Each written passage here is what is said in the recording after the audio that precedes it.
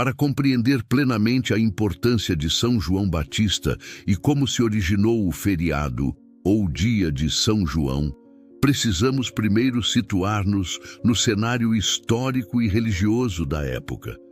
Vamos voltar ao início do século I d.C., um período de grande agitação e expectativa para o povo judeu. Nessa época, a terra de Israel estava sob o domínio do Império Romano. A Judéia era governada por procuradores romanos, enquanto a Galileia e outras regiões eram governadas por tetrarcas, como Herodes Antipas. A ocupação romana trouxe não apenas opressão política, mas também uma mistura cultural que perturbava os judeus devotos. Os impostos pesados, a presença constante de soldados romanos e as práticas pagãs dos romanos criavam um ambiente de tensão constante. Religiosamente, o povo judeu estava dividido entre várias seitas e grupos. Os fariseus eram conhecidos por sua estrita observância da lei e tradições orais. Os saduceus, uma classe sacerdotal e aristocrática, controlavam o templo em Jerusalém e negavam muitas das crenças dos fariseus, como a ressurreição dos mortos. Os essênios, um grupo ascético, viviam em comunidades isoladas, esperando a chegada do Messias.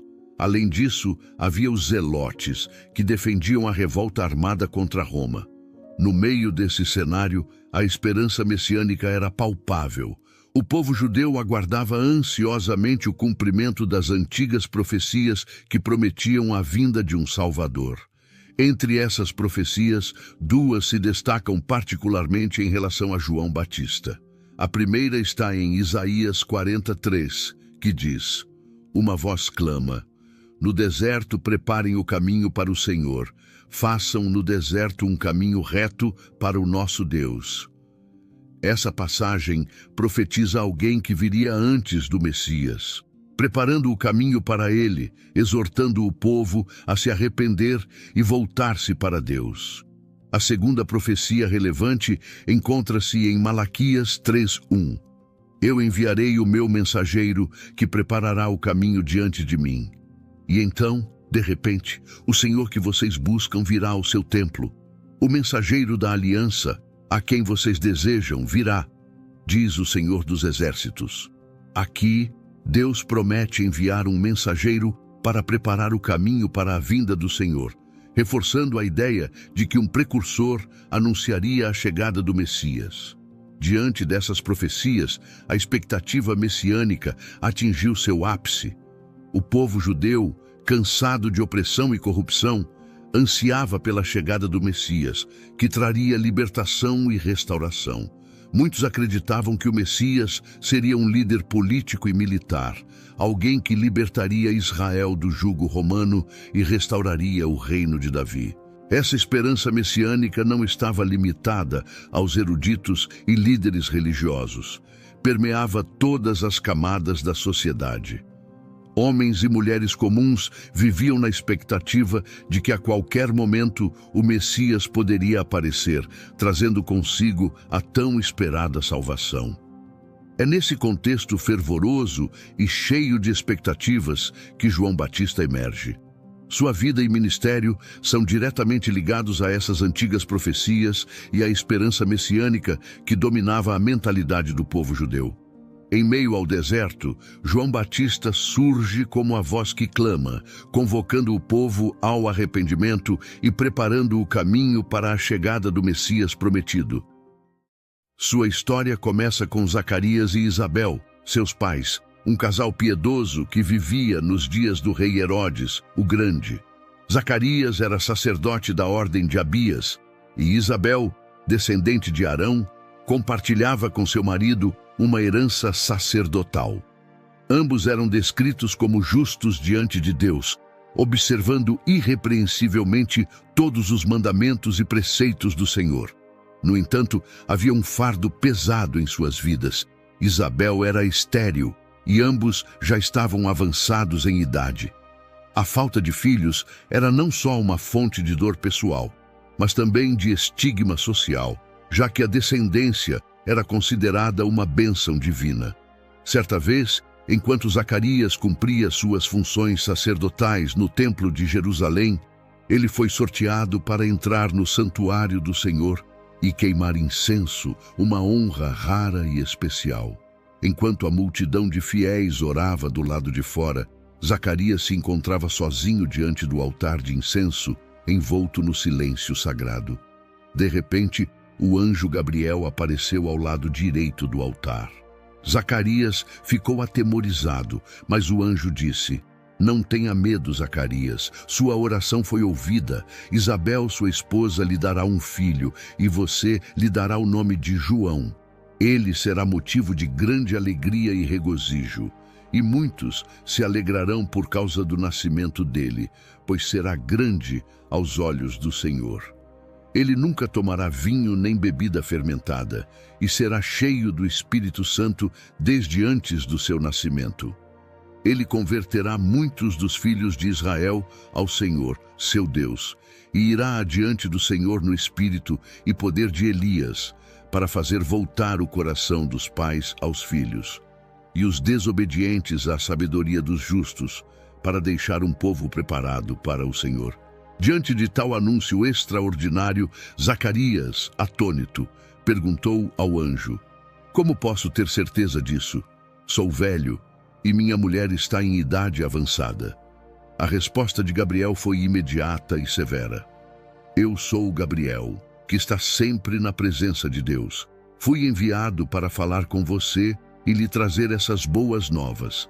Agora você ficará mudo e não poderá falar até o dia em que isso acontecer, porque não acreditou nas minhas palavras, que se cumprirão no tempo devido." Enquanto isso, as pessoas do lado de fora começavam a se inquietar, pois Zacarias demorava muito no santuário. Quando ele finalmente saiu, estava incapaz de falar, comunicando-se apenas por gestos. Todos perceberam que ele tinha tido uma visão no templo. Após terminar seu período de serviço no templo, Zacarias voltou para casa. Pouco tempo depois, sua esposa Isabel concebeu. Ela se manteve reclusa por 5 meses e disse: "Isto é obra do Senhor.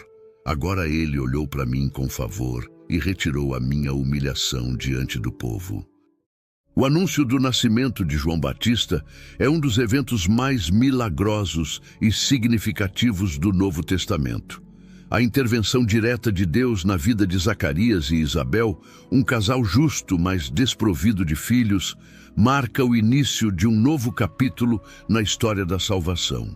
A concepção de João, apesar da esterilidade de Isabel e da idade avançada do casal, é um poderoso testemunho do cumprimento das promessas divinas e da preparação para a chegada do Messias. O tempo passou e chegou o momento do cumprimento da promessa. Isabel deu à luz um filho.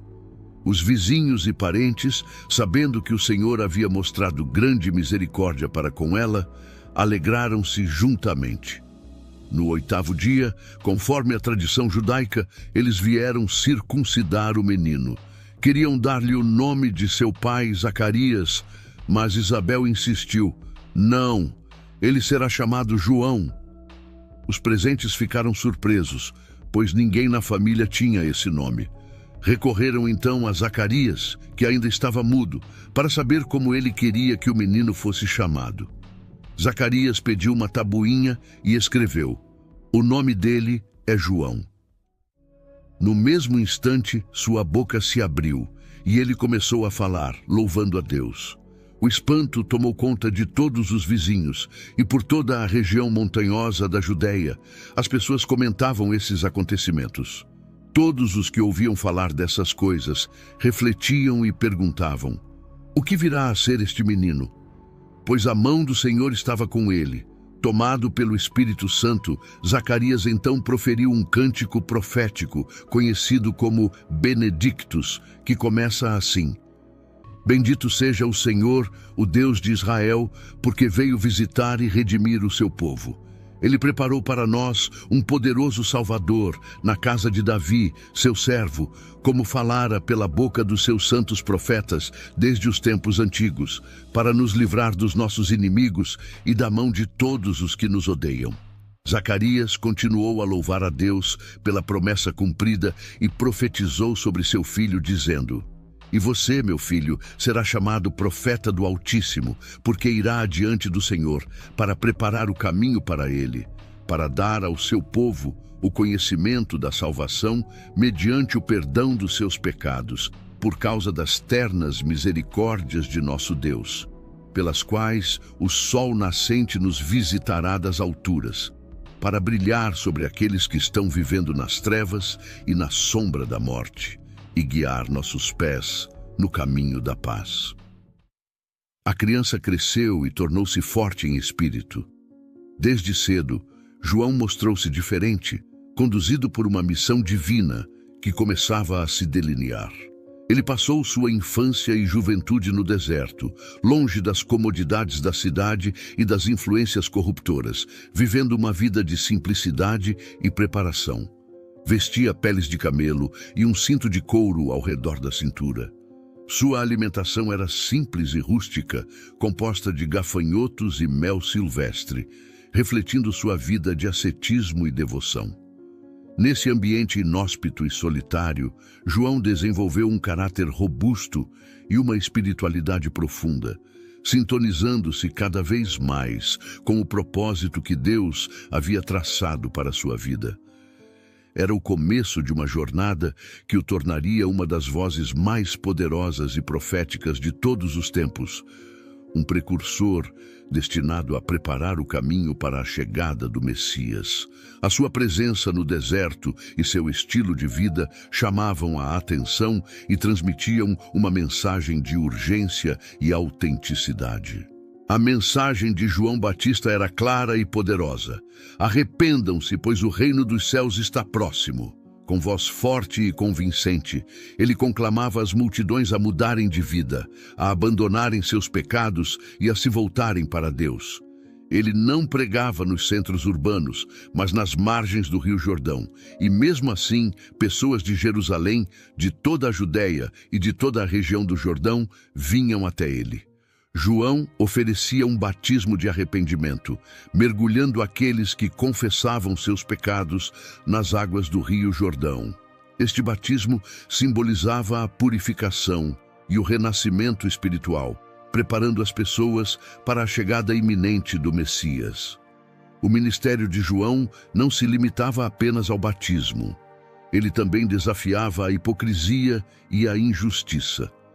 Quando via muitos fariseus e saduceus virem para serem batizados, ele os confrontava com dureza, chamando-os de raça de víboras e perguntando quem os tinha advertido para fugir da ira vindoura. Ele exigia frutos que demonstrassem arrependimento genuíno e alertava que não bastava alegar ser descendente de Abraão, pois Deus podia levantar filhos a Abraão até mesmo das pedras. João enfatizava que o machado já estava posto à raiz das árvores e que toda árvore que não produzisse bons frutos seria cortada e lançada ao fogo. Mas talvez o aspecto mais significativo de sua pregação fosse a proclamação da vinda do Messias. João sabia que sua própria missão era apenas preparatória. Ele dizia: "Eu os batizo com água para arrependimento, mas depois de mim vem alguém mais poderoso do que eu, cujas sandálias não sou digno de carregar. Ele os batizará com o Espírito Santo e com fogo. A pá está em sua mão, e ele limpará sua eira, recolhendo o seu trigo no celeiro, mas queimará a palha com fogo que nunca se apaga." Com estas palavras, João anunciava um novo batismo, não apenas de arrependimento, mas de transformação profunda pelo Espírito Santo, trazendo julgamento e purificação.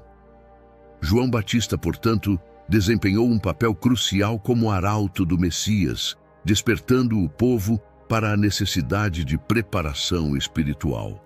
A força de sua mensagem, a integridade de sua vida e a clareza de sua missão atraíam multidões, marcando o início de uma nova era espiritual para Israel. A expectativa messiânica que João Batista alimentava estava prestes a se concretizar, e seu ministério preparava o terreno para a revelação de Jesus, o tão esperado Salvador. O encontro entre João Batista e Jesus no Rio Jordão é um dos momentos mais marcantes do Novo Testamento, um evento carregado de significado e transcendência. Quando Jesus veio da Galileia para ser batizado por João, a princípio, João hesitou. Ele reconhecia a santidade de Jesus e sabia que ele não precisava de um batismo de arrependimento. Eu é que preciso ser batizado por ti e tu vens a mim? Disse João, surpreendido. Jesus, no entanto, insistiu, dizendo: deixe assim por enquanto, convém que assim façamos, para cumprir toda a justiça. Relutantemente, João consentiu. No momento em que Jesus foi batizado, enquanto ele saía da água, algo extraordinário aconteceu. Os céus se abriram e João viu o Espírito de Deus descendo como uma pomba e pousando sobre Jesus. Uma voz dos céus declarou: este é o meu Filho amado em quem me agrado. Este evento foi uma clara confirmação divina da identidade e missão de Jesus. E João Batista, testemunha ocular desse acontecimento, compreendeu a magnitude do momento. Pouco tempo depois, João testemunhou mais uma vez sobre Jesus, desta vez para seus próprios discípulos e para aqueles que estavam ao seu redor. Vendo Jesus aproximar-se, ele declarou: vejam, é o Cordeiro de Deus que tira o pecado do mundo. João continuou a explicar que era este de quem ele havia dito: depois de mim, vem um homem que é superior a mim, porque já existia antes de mim. João confessou que, inicialmente, não sabia que Jesus era o Messias, mas que Deus lhe havia revelado, dizendo: aquele sobre quem você vir o Espírito descer e permanecer, esse é o que batiza com o Espírito Santo. Ao ver o Espírito descer sobre Jesus no batismo, João testificou: eu vi e testifico que este é o Filho de Deus. A declaração de João sobre Jesus como o Cordeiro de Deus não era apenas uma afirmação de sua identidade messiânica, mas também uma indicação de seu papel sacrificial. Na tradição judaica, o Cordeiro era um símbolo de sacrifício pelos pecados do povo. E ao chamar Jesus de Cordeiro de Deus, João estava prefigurando a missão redentora de Jesus. A confirmação divina durante o batismo, com o Espírito Santo descendo em forma de pomba e a voz do céu, foi um momento de epifania para todos presentes. Para João, foi o cumprimento de tudo o que ele havia pregado e esperado. Ele sabia que seu próprio papel estava cumprido, que ele havia preparado o caminho para alguém muito maior. Esta revelação também foi uma transição para os seus próprios seguidores, apontando-os para seguir Jesus, o verdadeiro Messias. Este encontro no Jordão solidificou a ligação entre João Batista e Jesus, mostrando que João era o precursor, o mensageiro que preparava o caminho, e Jesus, o Messias prometido, o Filho de Deus que traria a redenção ao mundo. A interação entre eles marcou o início do ministério público de Jesus, uma nova era na história da salvação. Porém, nem toda história tem um final feliz.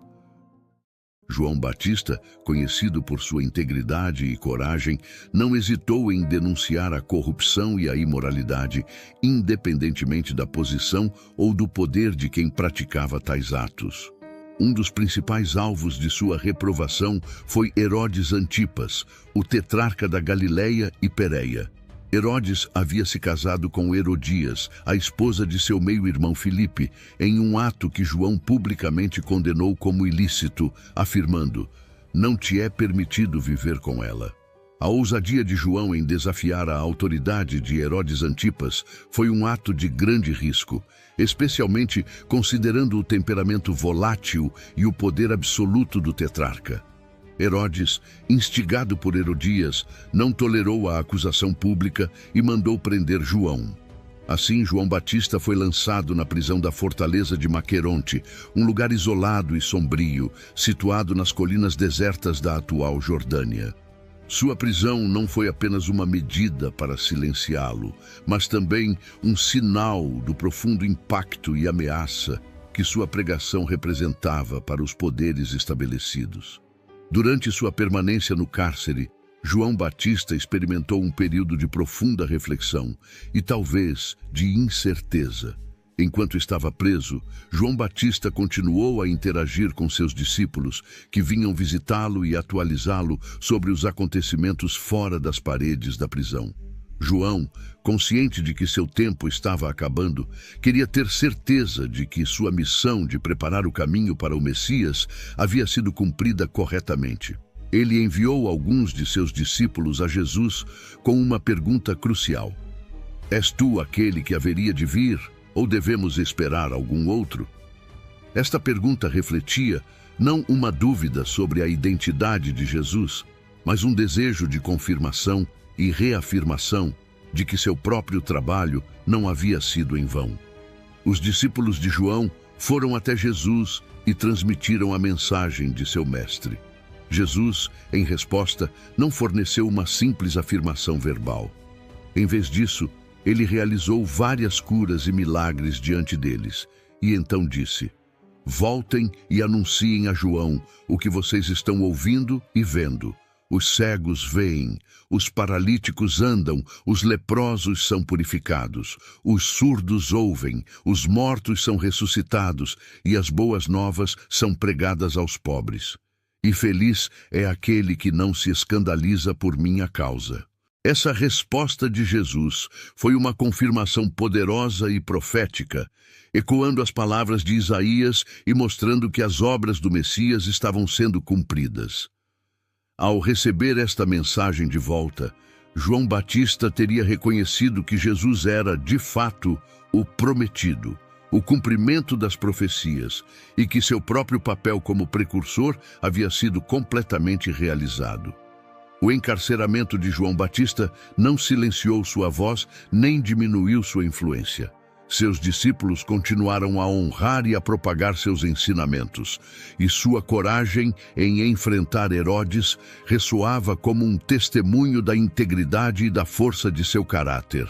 João permaneceu firme em sua convicção, mesmo diante da prisão e das adversidades, demonstrando que seu compromisso com a verdade e a justiça estava acima de qualquer temor humano. A prisão de João Batista, em vez de ser um fim, marcou a continuidade de sua influência espiritual e moral, preparando o caminho para a obra redentora de Jesus. Tempos depois, durante a celebração do aniversário de Herodes, uma festa grandiosa foi organizada, repleta de convidados influentes e nobres da região. Em meio às festividades, a jovem Salomé, filha de Herodias e enteada de Herodes, foi chamada a dançar para os presentes. Sua dança encantou tanto Herodes quanto seus convidados, e em um momento de entusiasmo e impulsividade, Herodes fez uma promessa extravagante a Salomé: Peça-me qualquer coisa que você quiser, e eu lhe darei até metade do meu reino. Salomé, aconselhada por sua mãe Herodias, pediu algo terrível e inesperado: Quero que me des agora, num prato, a cabeça de João Batista. Herodes ficou profundamente consternado com o pedido. Apesar de seu temor por João e de saber que ele era um homem justo e santo, Herodes havia feito uma promessa na frente de seus convidados, e por orgulho e para manter sua palavra, sentiu-se obrigado a cumpri-la. Imediatamente, Herodes enviou um carrasco à prisão com ordens para decapitar João Batista. No calabouço escuro de Maqueronte, João foi executado de maneira brutal. Sua cabeça foi trazida em uma bandeja e entregue a Salomé, que por sua vez a levou à sua mãe, Herodias. Este ato bárbaro foi a culminação da vingança de Herodias contra João por sua denúncia pública do casamento dela com Herodes. Após a execução, os discípulos de João Batista, ainda fiéis ao seu mestre, vieram buscar seu corpo. Com grande reverência e tristeza, eles levaram o corpo de João e o sepultaram. Em seguida, foram informar a Jesus sobre a trágica morte de João. A decapitação de João Batista foi um momento de profunda tristeza e injustiça, mas também marcou o fim de seu papel como precursor do Messias. Sua vida de devoção, coragem e sacrifício não foi em vão. Ele havia preparado o caminho para Jesus, cumprindo assim sua missão divina. A crueldade de sua morte apenas sublinhou a corrupção e a decadência moral daqueles que se opunham à mensagem de arrependimento e justiça que ele proclamava. O legado de João Batista é de extrema importância, marcado por seu papel vital na preparação do caminho para Jesus. Desde seu nascimento milagroso até seu ministério impactante no deserto, João desempenhou uma função crucial na história da salvação. Sua vida e mensagem foram um elo entre as profecias do Antigo Testamento e o cumprimento dessas promessas em Jesus Cristo. João foi o arauto, a voz que clamava no deserto, chamando as pessoas ao arrependimento e à preparação para a chegada do Messias. No Novo Testamento, João Batista é repetidamente mencionado como um profeta sem igual. Jesus, em Mateus 11:11, afirma: "Digo-lhes a verdade, entre os nascidos de mulher não surgiu ninguém maior do que João Batista. Todavia, o menor no reino dos céus é maior do que ele." Esta declaração sublinha a grandeza de João como o último e maior dos profetas do Antigo Testamento, mas também aponta para a nova era inaugurada por Jesus, onde todos os crentes têm acesso direto ao reino de Deus. A origem da celebração do dia de São João remonta ao início do cristianismo, quando a Igreja Católica e outras denominações cristãs começaram a honrar santos e mártires através de festividades em datas específicas. São João Batista, por sua importância como o profeta que anunciou a vinda do Messias e batizou Jesus no Rio Jordão, ganhou uma celebração especial. O dia de São João é celebrado em muitas partes do mundo, especialmente em países de tradição cristã, como o Brasil, Portugal, França, Espanha, entre outros. Esta data homenageia São João Batista, uma figura importante no cristianismo, conhecido como o precursor de Jesus Cristo. O feriado de São João é comemorado em diferentes datas ao redor do mundo, geralmente próximo ao solstício de verão no hemisfério norte, em 24 de junho, ou próximo ao solstício de inverno no hemisfério sul, em 24 de junho ou 25 de junho, dependendo da tradição local. As festas de São João são marcadas por uma mistura de elementos cristãos e tradições populares. Em muitos lugares, há fogueiras, que simbolizam a purificação e a luz de Cristo, além de danças, músicas e pratos típicos. As comemorações incluem rituais que remontam a tradições pré-cristãs de celebração do solstício, como pular a fogueira, queimar bonecos de palha, além de distribuição de alimentos como milho cozido, canjica, pamonha, entre outros. Além do aspecto festivo, o feriado de São João é uma oportunidade para os fiéis refletirem sobre a vida e a mensagem de São João Batista, seu papel como precursor de Jesus Cristo e sua importância na história da fé cristã.